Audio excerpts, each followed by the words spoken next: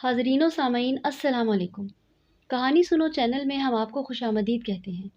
پیارے دوستو، ہمیں اپنی روزمرہ زندگی میں بہت سے مسائل اور مشکلات کا سامنا کرنا پڑتا ہے، اور ان مسائل کی بدولت ہماری معاشی، معاشرتی اور ازدواجی زندگی پر بے حد منفی اثرات مرتب ہوتے ہیں۔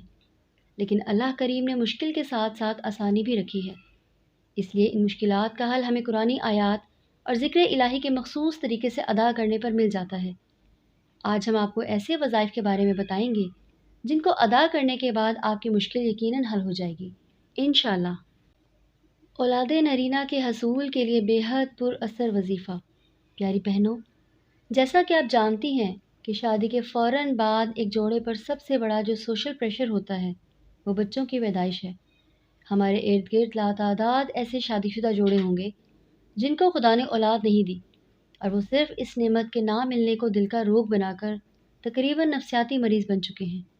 ان کو یہ لوگ احساس دلا دلا کر نفسیاتی مریض بنا دیتے ہیں۔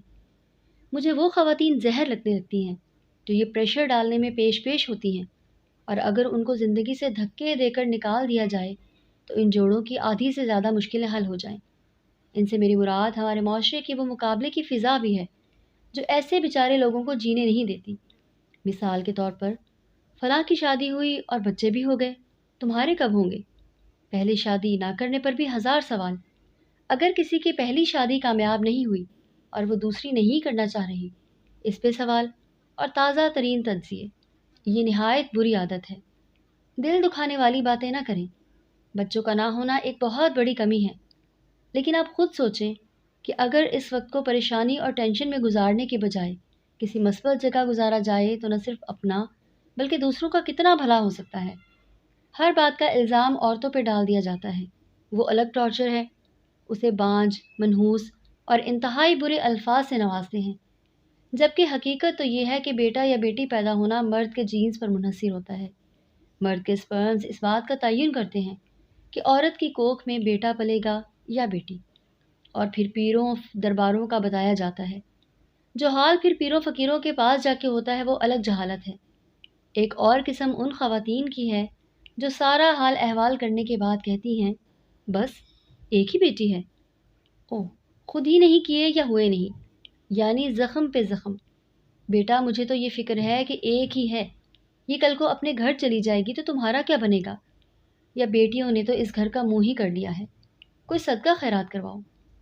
غرض کے اس قسم کے الفاظ ادا کر کے دوسروں کا دل دکھایا جاتا ہے، مگر ہم یہ بھی جانتے ہیں کہ رب کریم نے ہر مشکل کا حل رکھا ہے، اور وظائف میں وہ طاقت ہوتی ہے کہ جسے پورے یقین کے ساتھ کیا جائے تو ایسا کبھی ہو ہی نہیں سکتا کہ اللہ پاک خواہش پوری نہ کرے، مگر اس عمل کے لیے یقین شرط ہے۔ ہماری وہ بہن اور بیٹیاں جو اولاد نرینہ کی خواہش رکھتی ہیں اور سسرال والوں کے طنز اور طعنوں سے پریشان ہیں اور شوہر کی نسل کو آگے بڑھانے کے لیے بیٹا چاہتی ہیں، یہ ویڈیو خاص انہی کے لیے ہے۔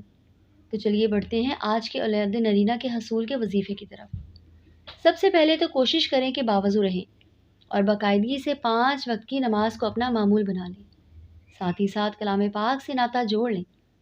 نرینہ اولاد کے حصول کے لیے چلتے پھرتے اور ہر نماز کے بعد 7 مرتبہ درج ذیل دعا کا اہتمام کریں۔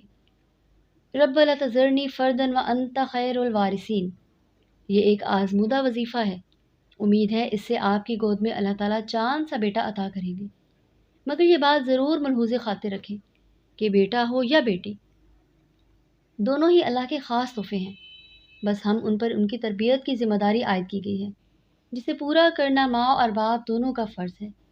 اللہ کریم ان تمام لوگوں کی دعا قبول فرمائے جس نے پورے یقین کے ساتھ بتائے گئے وظیفے پر عمل درآمد کیا۔ اللہ کریم آپ سب کا حامی و ناصر ہو، آمین۔ جزاک اللہ خیرن کثیرہ۔